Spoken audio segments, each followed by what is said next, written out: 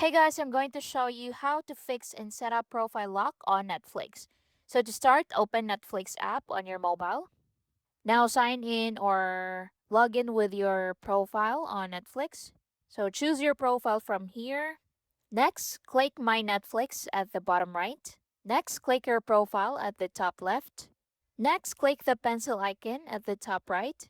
And from here, look for Profile Lock and open it. Now click on Create a Profile Lock. So enter your account password to make changes. If you forgot your password, just click Forgot Your Password. Once done, click on OK. And from here, add a 4-digit PIN to create your profile lock. And that's it. Profile lock is on and added. If you want to edit the PIN, just click Edit PIN.